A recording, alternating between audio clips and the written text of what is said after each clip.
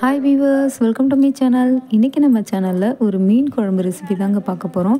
அதுவும் சண்டே ஸ்பெஷலாக எங்கள் அம்மாவோட கை பக்குவத்தில் செய்யக்கூடிய ஒரு சிம்பிளான மீன் குழம்பு தாங்க எப்படி செய்கிறதுன்னு பார்க்க போகிறோம். நம்ம வீட்டில் என்னென்னமோ அரைச்சி நம்ம மீன் குழம்பு செய்வோம், ஆனால் அந்த அளவுக்கு டேஸ்ட் இருக்காது. ஆனால் இந்த அம்மா வைக்கிற ஒரு மீன் குழம்புனாலே ரொம்ப ரொம்ப டேஸ்ட்டாக இருங்க. அதுவும் விறகு அடுப்பில் செய்கிற இந்த மீன் குழம்பு சொல்லவே தேவையில்லை, அவ்வளவு வாசனையாகவும் சுவையாகவும் இருக்கும்.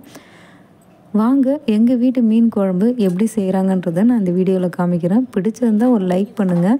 மீன் குழம்பு பிடிச்சவங்க ஒரு சப்ஸ்கிரைபும் பண்ணிவிட்டு போங்க. ஃப்ரெண்ட்ஸ், இன்றைக்கி வீடியோவில் மீன் குழம்பு பார்த்தீங்கன்னா கவலை மீனும் கொஞ்சம் தேங்காய் பாறை மீனோட தலையும் சேர்த்து தான் இன்றைக்கி குழம்பு செய்ய போகிறோம்.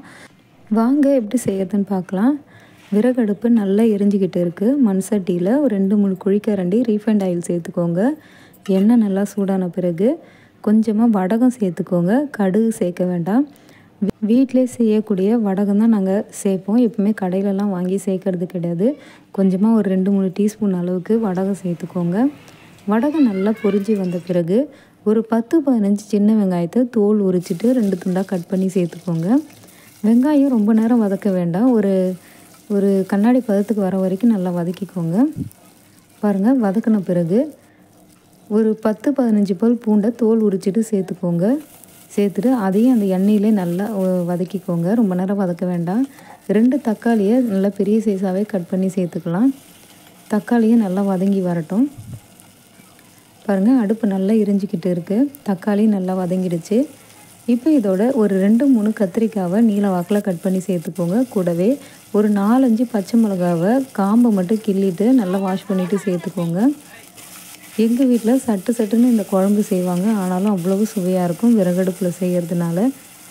அடுத்து ஒரு 50 கிராம் புளியும் ஒரு 10-15 நிமிஷம் தண்ணியில் கல் உப்பு சேர்த்து ஊற வச்சுருந்தோம். இப்போது புளியை நல்லா கரைச்சி 1 லிட்டர் தண்ணியில் வடிகட்டின பிறகு ஒரு 50 கிராம் வீட்டில் அரைச்ச குழம்பு மிளகாய் தூள் சேர்த்து நல்லா கரைச்சி எடுத்துக்கோங்க.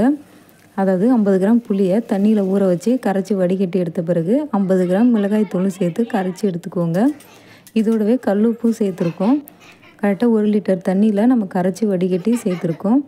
இப்போ மூடி போட்டு ஒரு 10 நிமிஷம் நல்லா கொதித்து வந்த பிறகு சுத்தம் பண்ணி வச்சுருக்க மீன்களை இதை சேர்த்துக்கலாம். கொஞ்சமாக கவலை மீனும் அடுத்து தேங்காய் பாறை மீனோட தலைகளையும் நாங்கள் சுத்தம் பண்ணி வச்சுருக்கோம். அதையும் இதோட சேர்த்துக்க போகிறோம். பாருங்கள், குழம்பு 10 நிமிஷம் நல்லா கொதித்து வந்த பிறகு இப்போ எல்லா மீனையும் இதோட சேர்த்துட்டோம். குழம்பு கொதிக்கிறதுக்கு முன்னாடியே மீன்லாம் சேர்க்கக்கூடாது, மீன்லாம் குழஞ்சி வந்துடும்.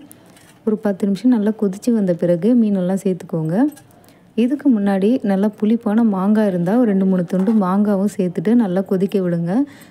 நல்லா புளிப்பான மாங்காய் சேர்க்கும்போது குழம்பு அவ்வளோ சுவையாக இருக்கும்.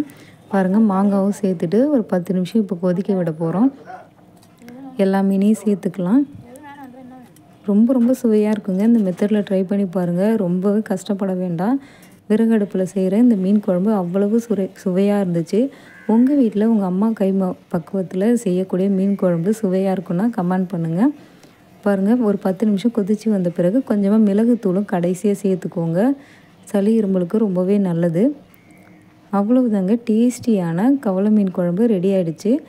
வீடியோ பிடிச்சிருந்தால் லைக் பண்ணுங்கள். Bye friends.